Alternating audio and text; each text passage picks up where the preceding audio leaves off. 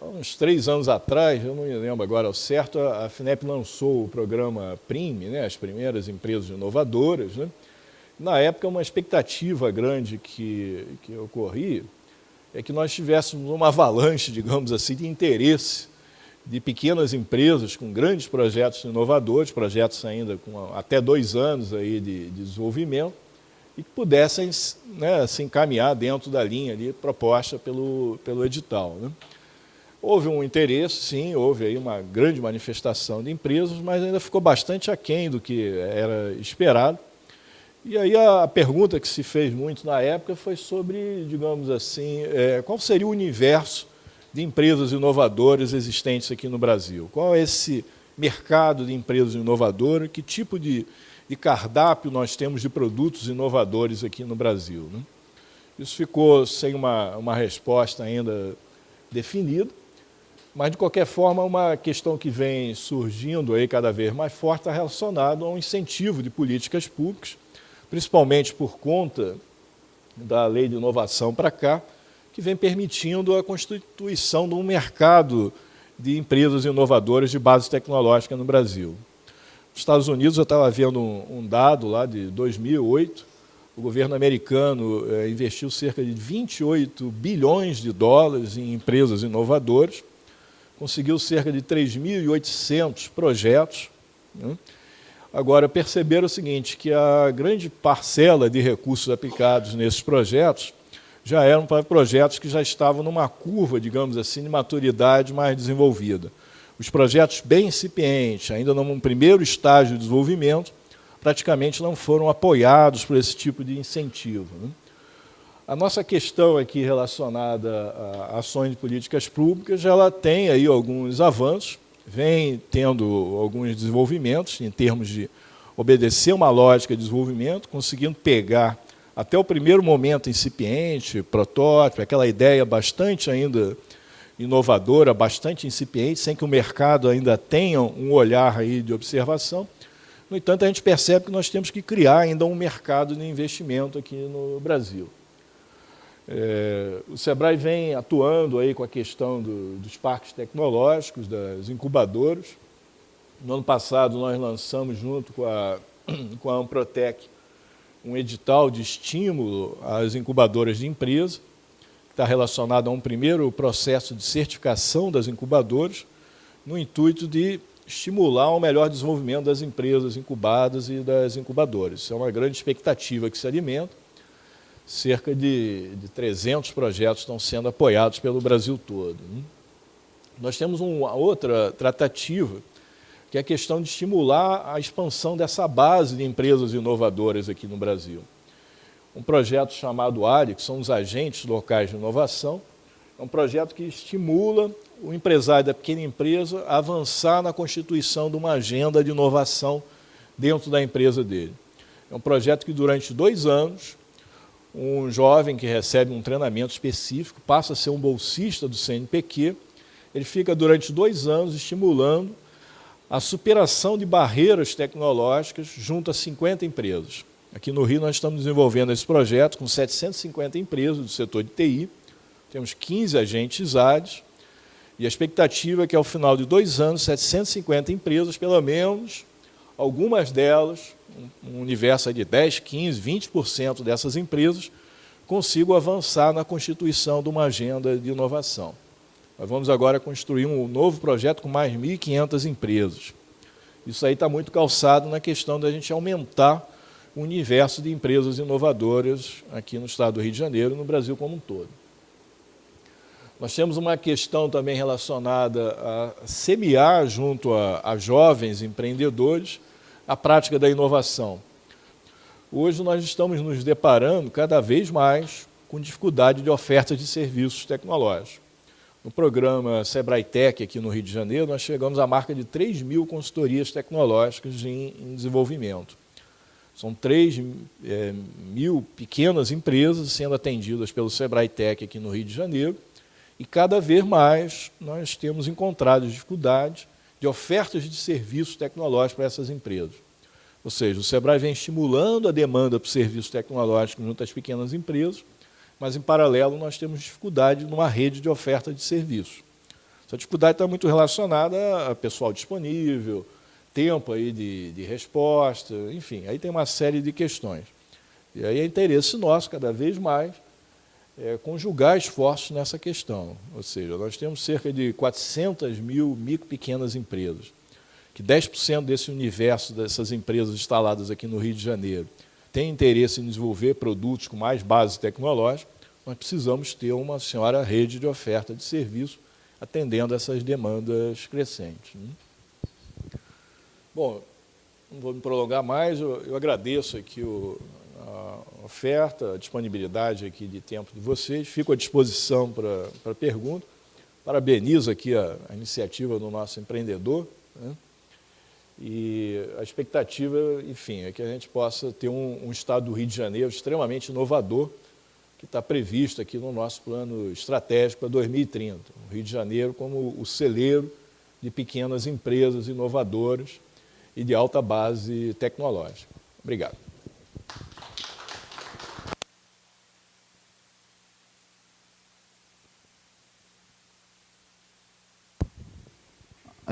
Muito obrigado pela apresentação, muito ilustrativa. A gente vai fazer o seguinte, a gente vai começar a chamar as incubadoras para falar, e nós vamos fazer uma sessão de perguntas única para o Sebrae e para as duas incubadoras, para ganharmos algum tempo, ok? Então, a gente vai distribuir para vocês papeizinhos, para vocês já irem anotando as perguntas, e no final a gente faz uma sessão única de perguntas. Então, eu gostaria de convidar agora o senhor, deixa eu ver aqui, Sérgio Yates, da PUC-Rio, falar sobre a incubadora do Instituto Gênesis. Bom dia. Obrigado, agradeço o convite. Bom dia, pessoal. Eu sou o Sérgio, na verdade, Yates, da PUC. Falar um pouquinho sobre a nossa experiência com esse processo de empresas nascentes. E, indo direto ao ponto, o problema... Eu tentei fazer uma apresentação aqui alinhada com o nosso tema do encontro, e a questão, na minha perspectiva, é essa. A gente tem aqui o tal do Vale da Morte, e a questão é que ninguém sabe dizer ao certo quanto tempo até a gente sair dessa situação desconfortável e como financiar esse período. Esse é o ponto central.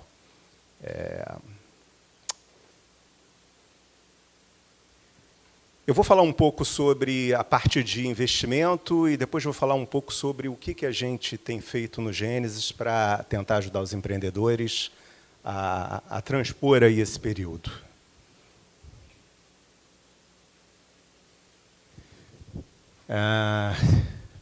Bom, eu acho que os últimos anos eu tenho visto uma atividade enorme aí em termos de recursos, recursos disponibilizados pela FINEP, pela FAPERJ.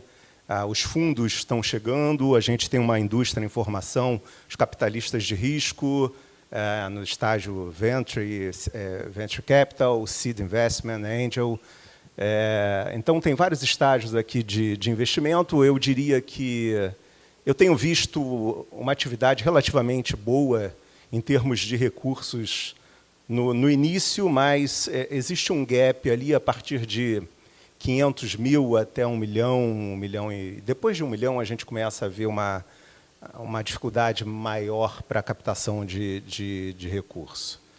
Né? E aí algumas questões, algumas considerações interessantes. Com a chegada tem novos players nessa história, e os últimos 2 anos os empresários, os empreendedores da PUC começaram a ser muito assediados por fundos.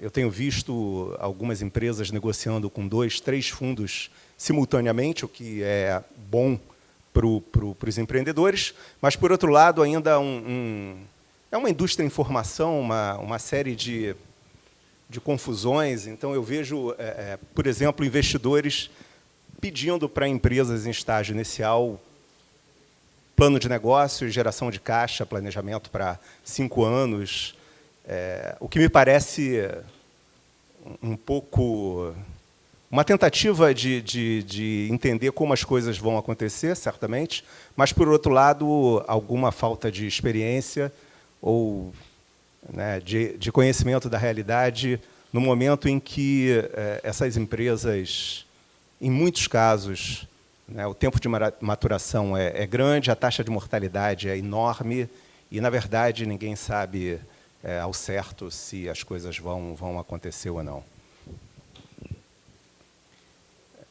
Esse é um estágio onde, ao contrário do time is money, aqui money is time, né? Eu acho que o dinheiro aqui ele traz fôlego para as empresas.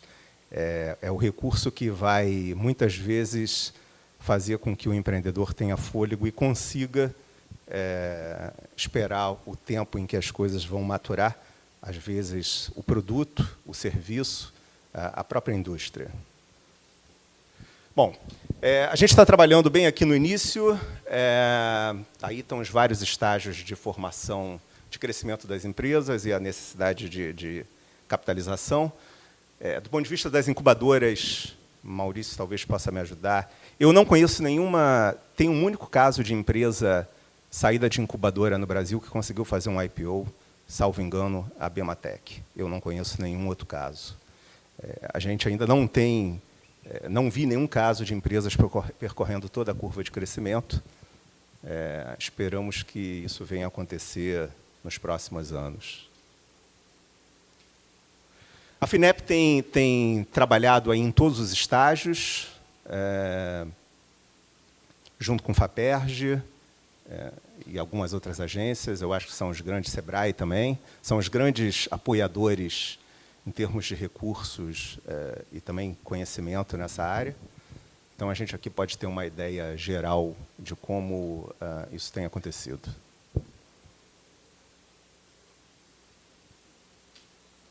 Então, aproveitando, aí o Ricardo falou em PRIME, na PUC nós devolvemos 50% do recurso, né, foi algo com rendimento, acho que nós devolvemos algo em torno de 6 milhões ou 7 milhões do dinheiro que foi captado. A gente podia apoiar 120 empresas e conseguimos apoiar 64 empresas, foi o máximo que a gente conseguiu. Uma boa parte dessas empresas já não existe mais. E, então, a gente pode... É um grande paradoxo, né?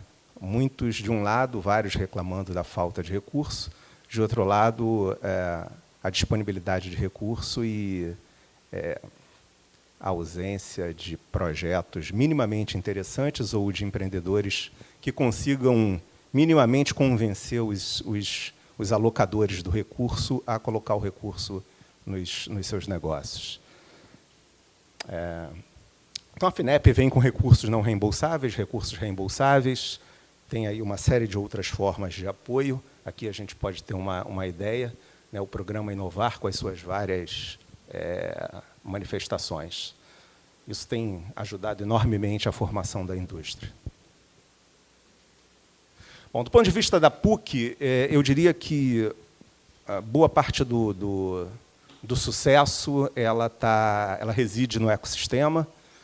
A incubadora está inserida num ecossistema. Esse ecossistema ele conta com o apoio da universidade, da Associação de Antigos Alunos, conta também com o programa de ensino de empreendedorismo. Anualmente, nós temos cerca de 1.000 alunos. Particularmente eu estou tanto no programa de ensino quanto na incubadora. Então, um dos meus papéis é levar os alunos para dentro da incubadora e, ao mesmo tempo, levar os empreendedores para dentro do programa de ensino. Eu acho que nós temos um problema antes de mais nada, cultural.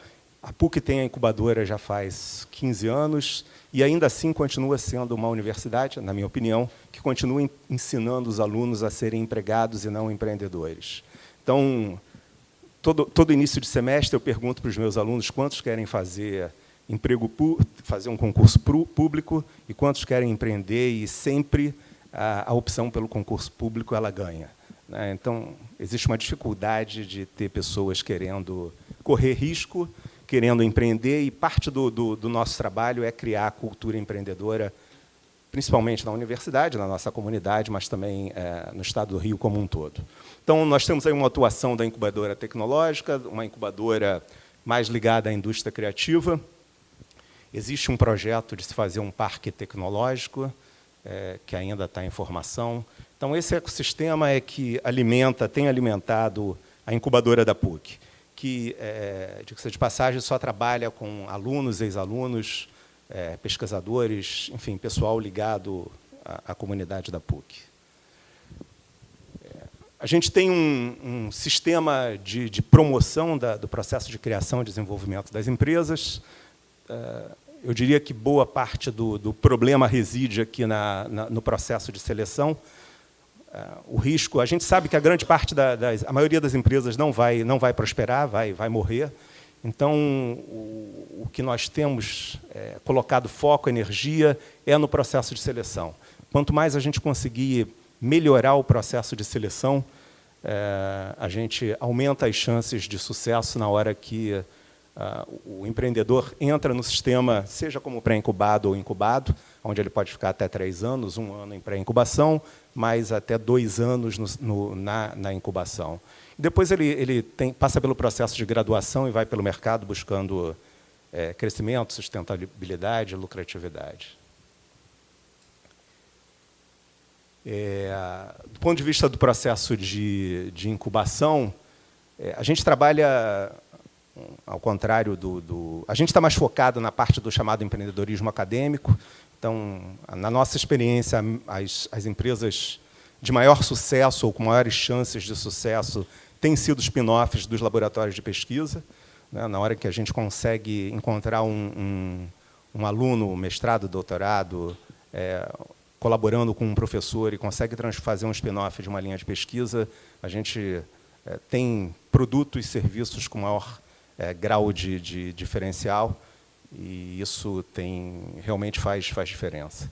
Então, enquanto nós estamos ali na fase de pré-incubação, não existe necessariamente uma empresa, pode ser um projeto, e no momento que incuba, né, aí sim tem a formalização da empresa. Bom, o nosso trabalho, basicamente, é apoiar as pessoas.